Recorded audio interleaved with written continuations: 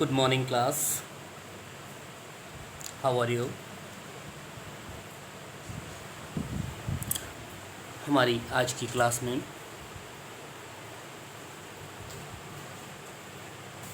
कल के टॉपिक को आगे बढ़ाते हुए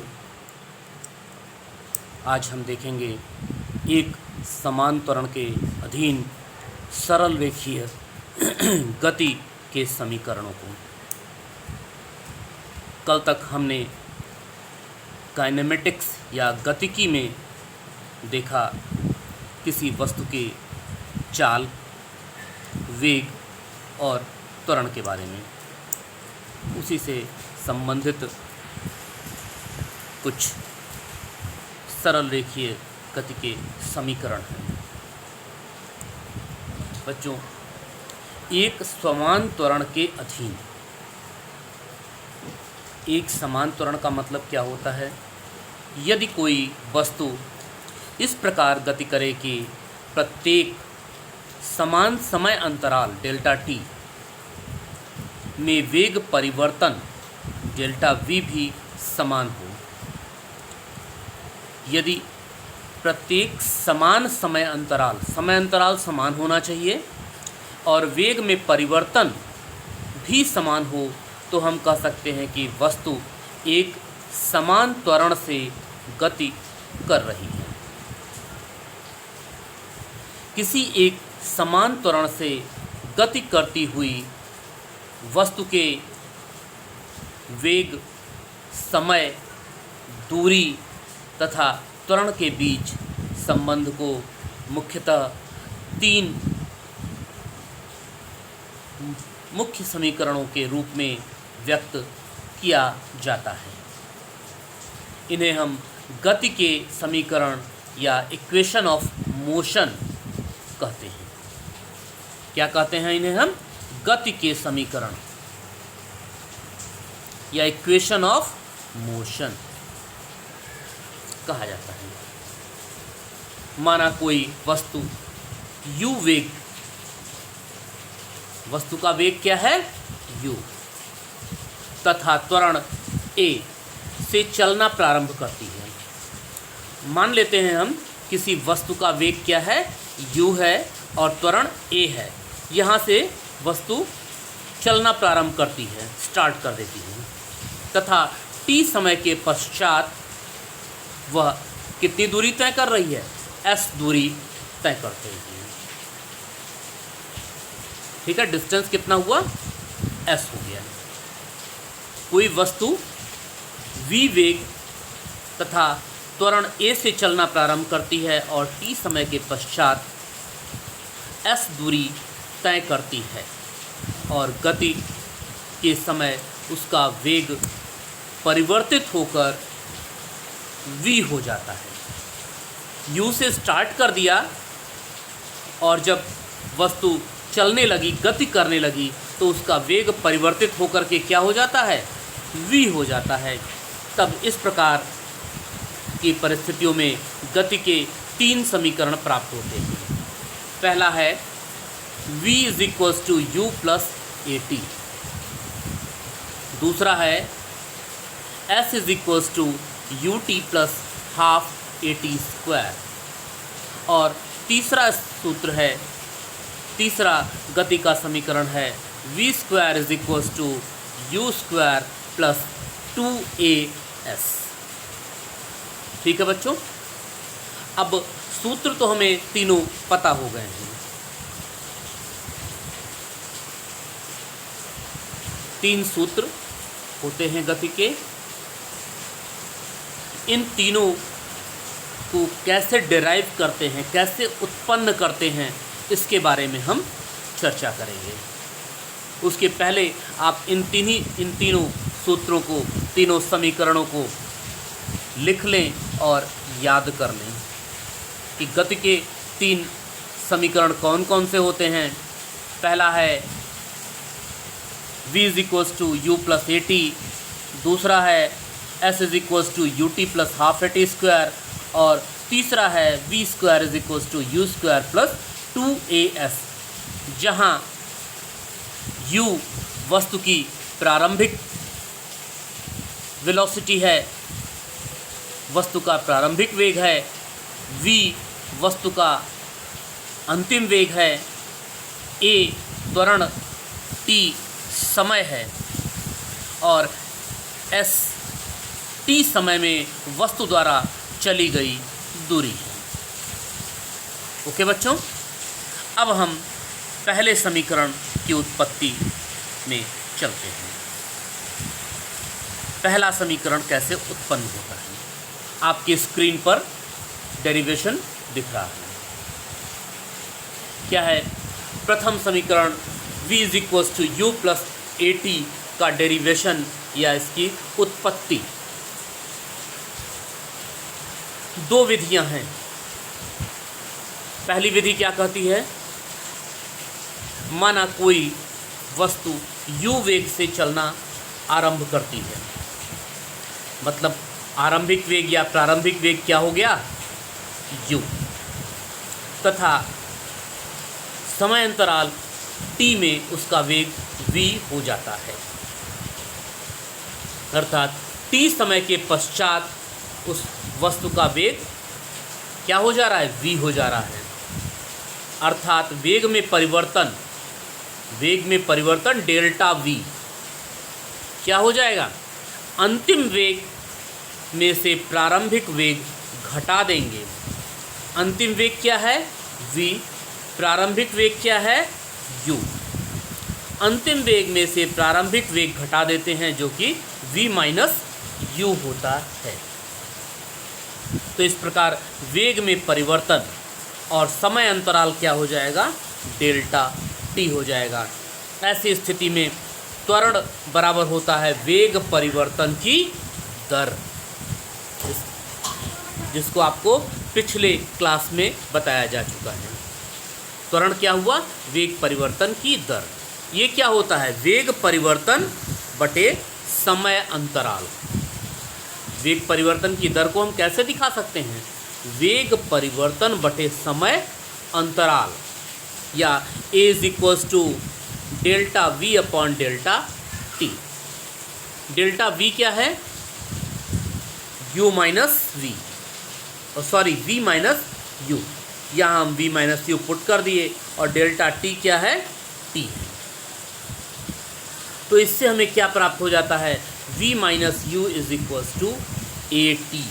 या जब हम पक्षांतर करते हैं, u को इक्वल साइन के दूसरी साइड दाहिनी ओर ले जाएंगे तो माइनस u अपने साइन चिन्ह को, ऋणात्मक चिन्ह को परिवर्तित करते हुए धन प्लस साइन में बदल जाएगी और हमें सूत्र प्राप्त हो जाता है v is equals to you plus A t. इस प्रकार हम गति के प्रथम समीकरण को प्राप्त कर लेते हैं। ठीक है बच्चों, वहीं दूसरी विधि भी दी हुई है।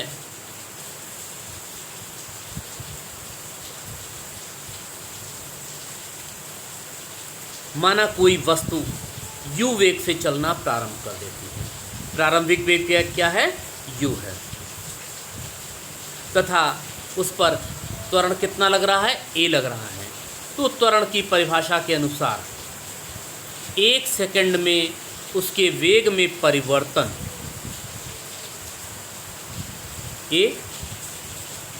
एक सेकंड के पश्चात वेग क्या हो जाएगा? u प्लस a, क्योंकि u वेग से चल रहा है। 2 सेकंड के पश्चात u प्लस 2a, 3 के पश्चात u प्लस 3u। इसी तरह t सेकंड के पश्चात उसका वेग u प्लस ta या at हो जाता है।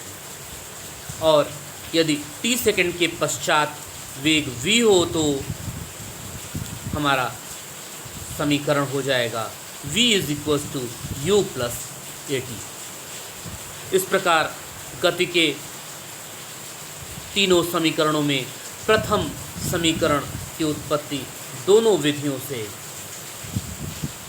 संपन्न हो गई। अब हम गति के द्वितीय समीकरण की ओर बढ़ते हैं। गति का द्वितीय समीकरण क्या है? s is equals to u t plus half a t square. s बराबर u t plus 1/2 a t square. इसकी भी दो विधियां हैं। प्रथम विधि क्या है बच्चों?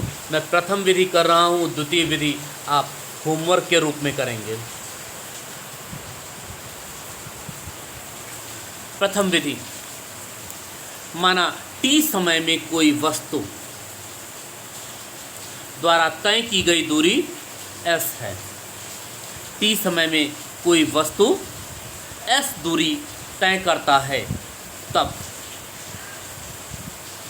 यदि प्रारंभिक वेग u तथा अंतिम वेग v है, तो गति के आरंभ और अंत के वेगों का माध्य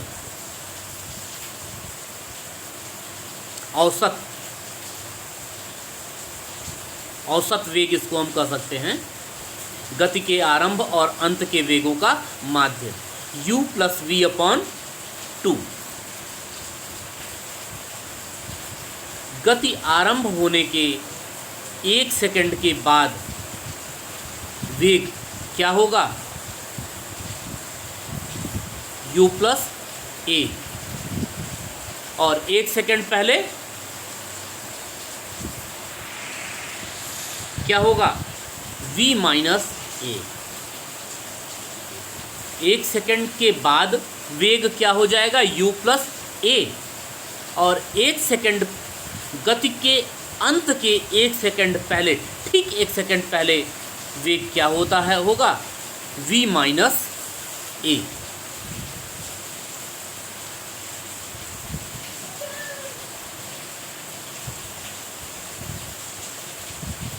इस अवधि, इस समय अंतराल में माध्य वेग क्या हो जाएगा? औसत वेग क्या होगा?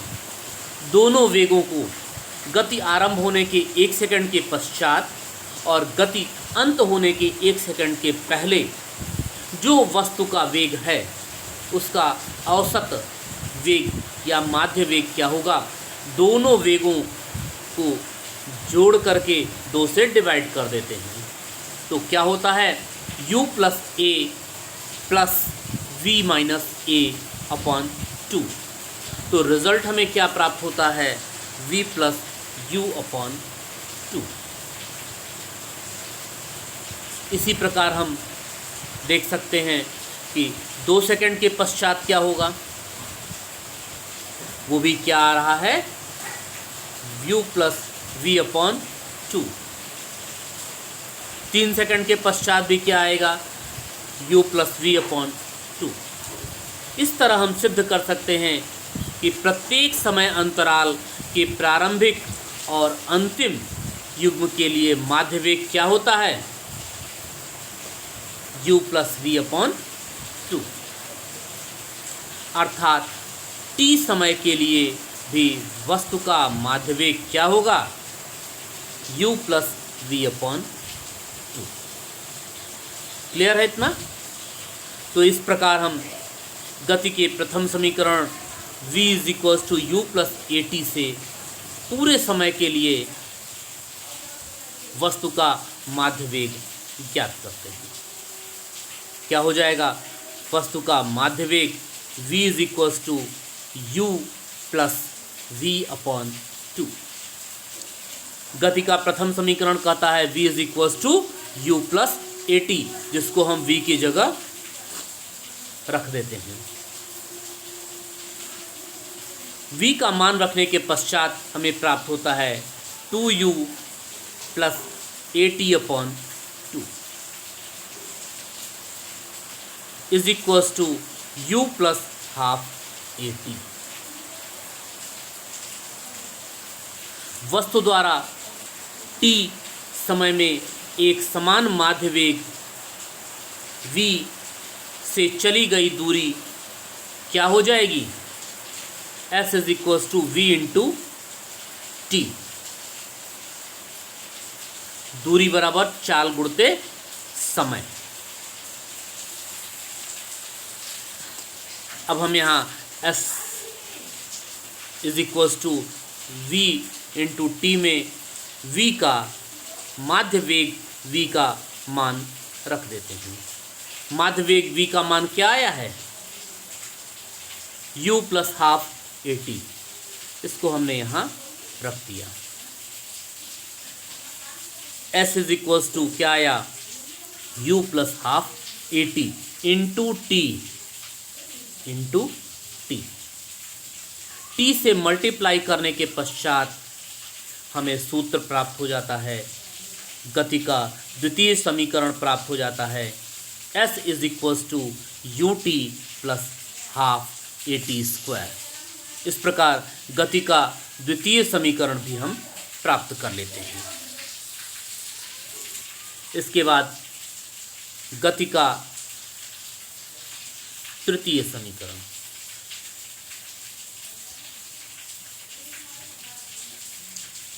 गति का तृतीय समीकरण होता है v square is equals to u square plus 2as।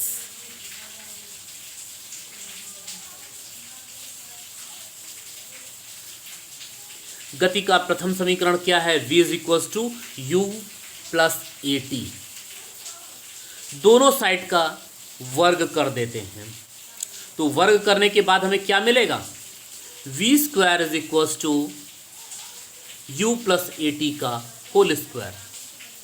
बच्चों में प्राप्त पता है a प्लस बी का होल स्क्वायर क्या होता है? A square plus B square plus 2ab। इसी सर्वसमीका से, बीजीय सर्वसमीका से हम आगे बढ़ते हुए you square plus A square plus A square T square plus 2uat। अब क्या करना है इस पर ध्यान दीजिए। क्या हुआ? You square plus 2a, 2a यहाँ से कॉमन हो जा रहा है, यहाँ से 2a कॉमन हो जाएगा।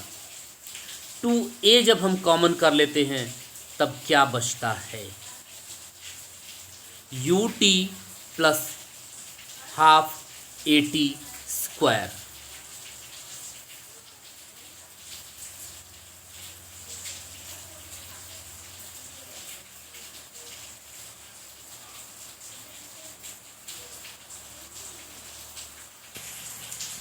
क्या बच गया यहाँ पर? You t plus half a t square. हमने कॉमन क्या किया है? 2a कॉमन किया है। क्लियर है? अब देखिएगा u t plus half a t square is equals to क्या होता है? एस के, गति का द्वितीय समीकरण। इसकी जगह हम क्या रख दे रहे हैं? गति का द्वितीय समीकरण। You t plus half a t square की जगह हम क्या रखेंगे? एस रखते हैं। जैसे ही एस रखते हैं हमें गति का तृतीय समीकरण v square is equals to u square plus 2as प्राप्त हो जाता है। क्लियर है? गति के तीनों समीकरण हमने प्राप्त कर लिए हैं। प्रथम समीकरण v is equals to you plus A t, द्वितीय समीकरण s is equals to u t plus half a t square, तृतीय समीकरण v square is equals to u square plus 2as, जहाँ u प्रारंभिक वेग, v अंतिम वेग, a त्वरण, t समय तथा s वस्तु द्वारा चली गई दूरी। इसके अलावा कुछ स्पेशल केसेस भी होते हैं। वह स्पेशल केस क्या होते हैं देखिएगा। यदि वस्तु विराम अवस्था से चलना आरंभ करती है, स्टार्टिंग वेग क्या है? स्टार्टिंग वेलोसिटी क्या है?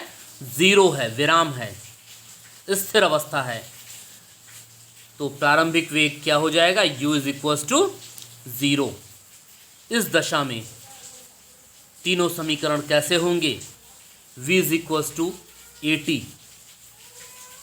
क्यों? क्योंकि u क्या हो गया? 0। s is equal to half AT square, क्योंकि u 0 है, और v square is equal to 2as। जहाँ भी हमें ज़रूरत होगी कि वस्तु विराम अवस्था से चल रही है, तो हम गति के इन तीनों समीकरणों का प्रयोग करेंगे।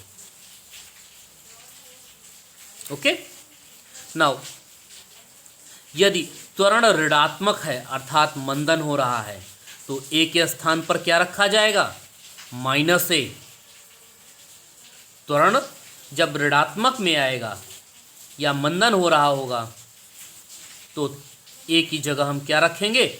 a रखेंगे। इस प्रकार हमें मिलने वाले गति के तीनों समीकरण क्या हो जाएंगे? v is equal to u minus AT, s is equal to UT minus half AT square, और v square is equal to u square minus 2as। इतनी चीज़ें बच्चों क्लियर हैं। अब हम इन्हीं तीनों समीकरणों पर आधारित आंकिक प्रश्न को हल करेंगे। उसके पहले आप इन्हें रिवाइज कर लें, दोहरा लें, जिससे ये तीनों समीकरण आपको याद रहें। तब तक के लिए धन्यवाद। हमारी आज की क्लास यहीं समाप्त होती है।